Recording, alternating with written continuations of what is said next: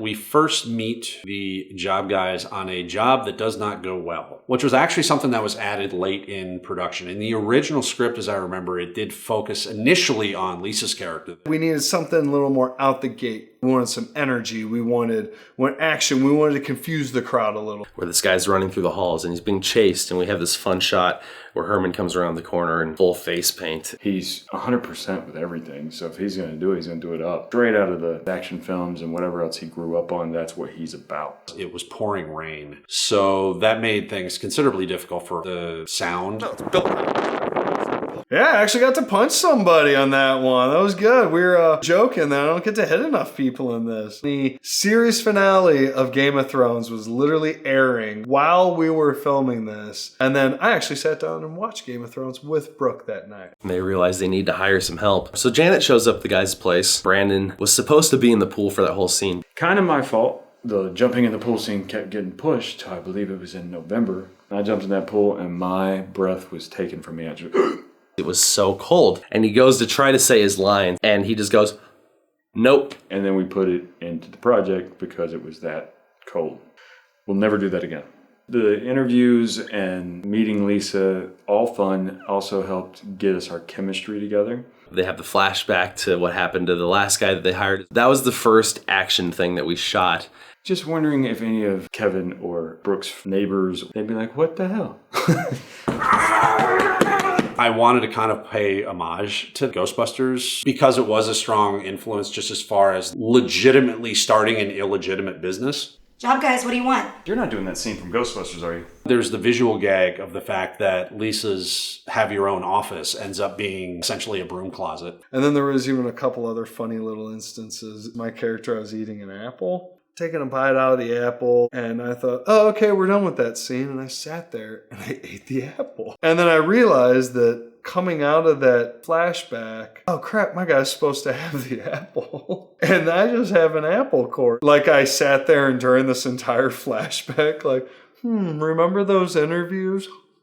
And I just continued to eat this apple. There was a time that I needed to bring my son over. He's 14, so it was great. I got to actually use him in a little bit where I jump out and punch a kid off his skateboard and stealing his skateboard, which is hilarious. And my son was great. And it's great having a video footage of me knocking him out, being like, yeah, kid, don't mess with me. The phone rings and they get a job. The job is not what they are hoping it is. Dominick and Herman kind of have unrealistic expectations about what they're going to be hired to do. And instead, Dominick is babysitting an actual baby and Herman is cleaning out an actual garage because a teenager doesn't want to be bothered to do it. Of course not. Good work? Nah. Of course not. Good. Clean up the garage. Look, just clean up the... It's an actual garage and an actual neighborhood, and you get to create and have fun. And I think I found a skeleton dog. We didn't like bring that or anything, and that's just all Brandon. That's just him using his environment, making it funny. My character sticks with the flip phone, which is so outdated. I had a different flip phone in every scene. Unfortunately, it turns out that Herman burned down the garage because that was his way of cleaning it. Then that mess isn't there anymore. I mean, I see the logic. Janet ends up going out to Dominick's car and sleeping in it. She has not gone home, or at the very least is not living there anymore. I approached playing Janet with my own experience in mind. I've had bad relationships. You can't let that make you a victim. You have to take control of your own life. And I think that is Janet. She's not going to play the victim. And she has help from friends. And I think that's also really good. Dominick is an old softie, will help me out with a crappy boyfriend. You can't do everything on your own.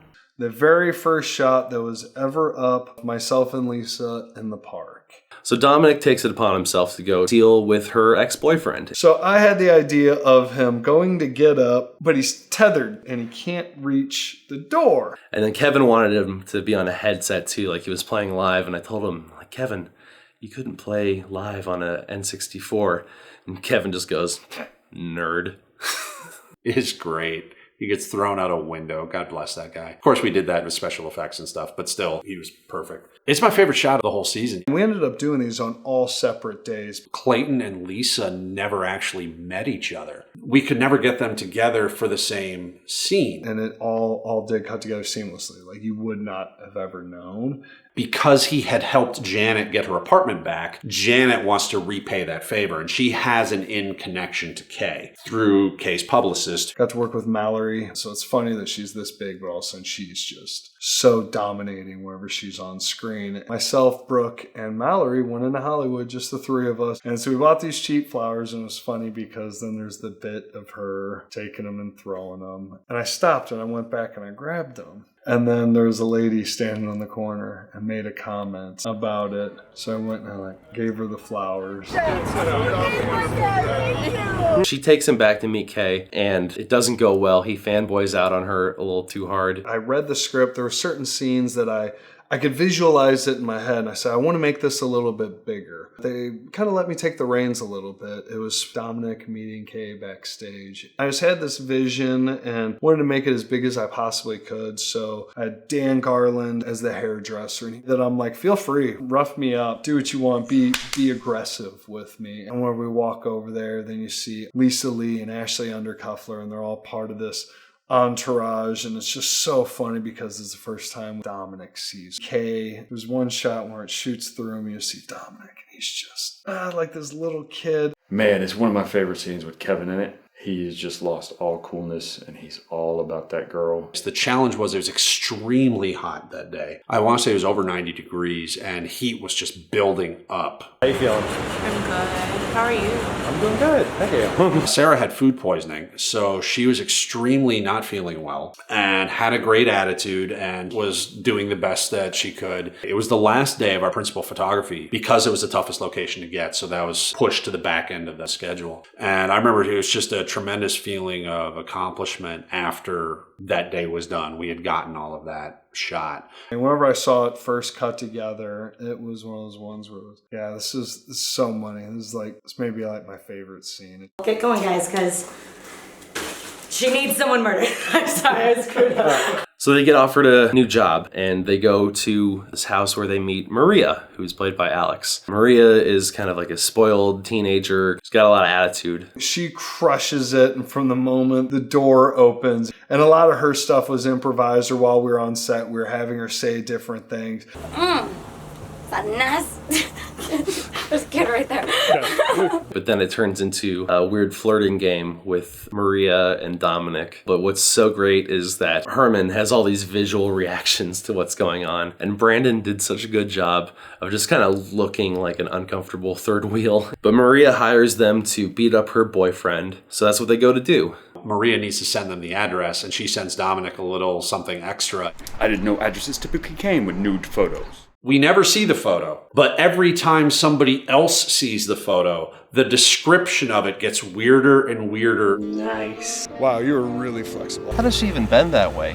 Now the boys are off to go beat up a high school kid, what they think is a high school kid. And they see Chucky walking around outside, who's played by Charles. And they think this is Andre because he fits the profile. And Charles is funny because Charles is like my age. He's got this youthful energy, and it looks like he's like 19. They grab him, and he looks terrified, and he runs away in fear.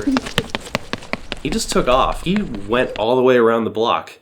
I have a lot of footage. I'm like, I'm not even looking at it. I turned the camera back to the guys.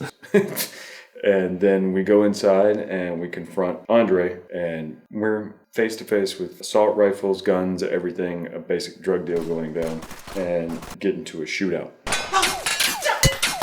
The shootout. It was my chance to get in there and really work with some guys that I've worked with before. I knew I could trust them. And we all get out there. It's 8 a.m. and we're, all right, guys, let's shoot. And then CJ gets the call that he booked a role on the show Tosh.0. He's like, what do I do? Go be on Tosh.0, bro, but before you do. I mean, he stunk up the bathroom. Fuck it. Michael improv that line where he says, so Apparently the dude in the tactical vest has no gun. and you forget that they're not that far away from the other guys. They can hear each other very clearly, and you have Herman who's yelling, I forgot my gun! So for one of them to just go, that guy doesn't have a gun. It was so funny. We had Alex there that day because we were going to shoot stuff with her later. We decided to shoot a quick flashback of Maria and Andre just being a couple together. Herman fights Black Darius. He was such a professional. It was just kind of a back and forth. What would you do? Well, I'd do this. Well, what would you do? I'd do this. And I smashed this plant in his head, and we were gonna bust it, and then we just thought about it, and we were like, isn't it funny that it doesn't break? So Dominick catches up with Andre, and they have a tussle out in the yard. We shot that from a bunch of different angles, and Raymond was so good. He jumps so high. That was all Raymond. I was like, okay, you the man, you do your thing. He really made it look good. He was a champ. He let me smash his face right into that pole. He gets this absolutely maniacal look in his eye for just a second when he's looking down at Andre that I think sells that. And then the little scene added on at the end. Oh, God! There's something on me! Carlos Chudabala. Never seen the dude in a fight scene before. Was not aware of what this kid could do. But boy, did he bring it. He went down on the ground and did the kip up. I was like, oh, I didn't know he could do that. It was just goofing off at that point. Charles is great at that stuff. He has the best attitude of anybody. When he tries to be all like broy with them after they kick his ass, that was something that Charles had added to it. Guys, I swear I'll be so good. I'm a good guy. I'm a good guy. The final scene that the boys, the Jow guys, finally get their Pulp Fiction-esque execution. You don't, what are you taking out? No. The day of that house was our longest shoot. It was basically a 2-day shoot that we had to condense into one. So I think we were shooting for probably around 19 hours. We come home with the drugs and the money. They have successfully completed their first really big job. They were supposed to beat up a high schooler. They ended up like killing 4 people. Janet is happy because she now actually has revenue. And then, of course, as fast as they're up there, they get the rug pulled right out from under them. Knock on the door, and everything just comes crashing down. We just think it's the police, so we're supposed to hide everything. Herman's going to immediately hide everything inside his own body. I think it was the only time where people that were there were videoing me aside from me being filmed by Brook. Brook added in that special effect where he actually did take his pupils and just... And of course, the first time that we get the appearance of Frank. He commands the room whenever he comes in. From that moment, everything changes. He pitches himself as an agent, per se, or basically, as far as he looks at it, do as little as possible and get paid the highest amount he can get paid. The boys take a significant disliking to him immediately, which I think is unfortunate because that man is just so goddamn charming. I play cop, soldier, guard, detective a lot, so I wanted to take that archetype and then flip it. And also, it's one of those few times that you get to act in a scene and not pay attention to anybody.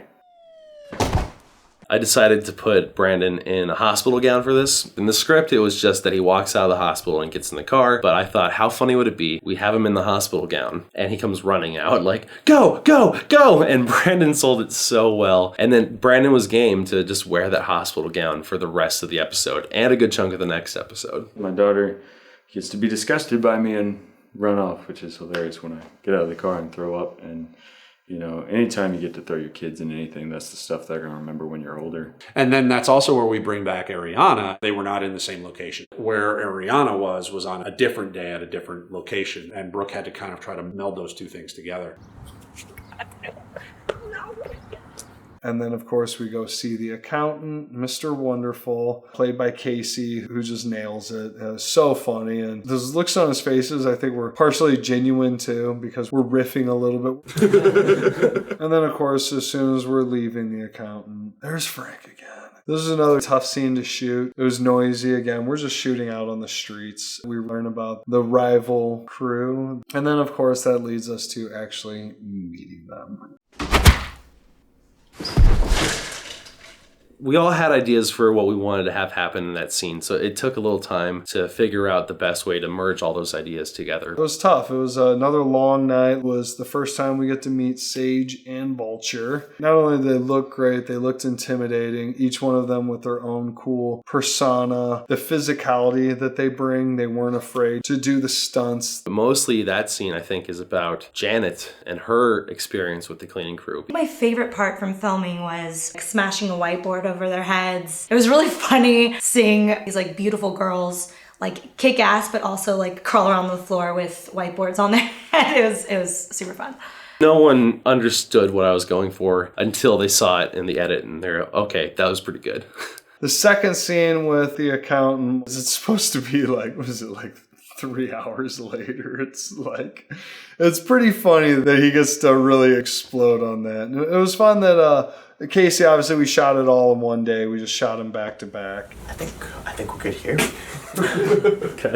You find out that the cleaning crew does work for Frank, and he is playing both sides of this conflict. Herman coming up with a plan for how they're going to get their money back. We see a reversal of roles. Dominick, the constant professional, ignoring his professional duties, while Herman is the one who comes up with a plan. I'm gonna go find clues and I gotta find out who these girls are. It's one of the few times where Kevin and I actually really separate. And I walk into a mess. Meanwhile, Dominick has decided to take out Marie on a date. I could pump her for information if I have to. I don't think that's the kind of pumping you have in mind.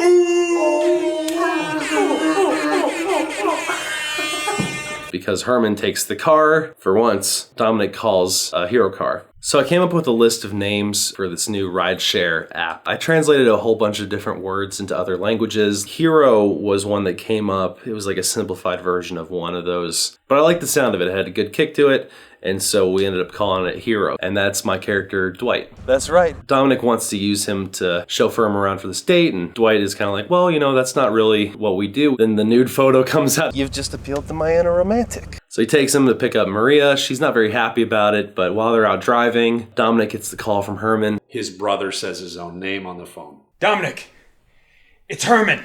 It's one of the only times I ever use my name. I have code names, I don't like my names, and all of a sudden I use my name and it's for a reason. I've always loved that in movies. It's obvious if you've been paying attention. And so then Kevin comes and saves me. The finale had to be rewritten multiple times. Originally, Janet was going to be part of Dominick's plan in rescuing Herman and kind of bringing the whole thing full circle. She actually moved while we were filming, so that kind of became tough. So we did adjust things there in the end. I don't really do acting anymore, but it was cool to do a last hurrah, a little fling with acting again.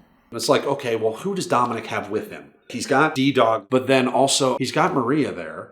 Yeah, it's all three of us on camera together. It seemed also kind of like a funny, fucked up thing that he sends his date into this extremely dangerous situation without her knowledge, just as a diversion. You want to fuck with my man? Alex, who's like this big, coming right up to the baddest chick that you could imagine with a gun in her hand, and she walks right up to her and just gives it to her. Kevin and Brandon were both great at figuring out the choreography of the physical sequences with the cleaning crew. Brook had been talking about a handcuff getting broken with a bullet since I think before we even started shooting the first scene. So much going on in this one little scene. With Jessica, it was so much fun because it was so easy to work with, funny. Both of us were dedicated to taking the other one out. Jessica's reaction where she's like talking to a stubborn child, where she's like, Stop it! Give it to me! Little moments like that are what totally make that entire sequence work. They're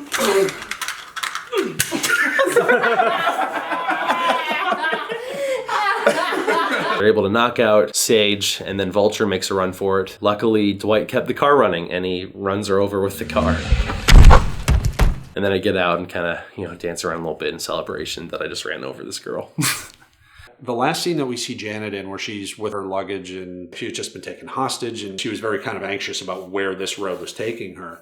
So it made sense to then leave it an ambiguous ending as far as exactly where Janet ends up. And we take off into the sunset. Then Frank walks in. I wanted there to be a moment where we see what happens when he is disobeyed. But at the same time, we were all in agreement that we didn't want the last moment of the season to be Frank. That's where we leave the series, on a fun commercial that they make advertising Job Guys. We just did it in front of the green screen and we were having fun with it. Something else that feels so stupid while we're doing it. Having to do scenes where you're having to act bad. Me and Kevin, it was cracking each other up the whole time because it was really funny. We did the job for you. It encapsulates the entire absurdity of these people and this entire world that they're in. And to see it all there on the screen, it all makes it worth it. We spent almost 2 years making this thing. The fact that we could put out something that we could all be proud of, I know that I am. And I'm very grateful. I'm happy that it turned out as good as it did. Good job, guys.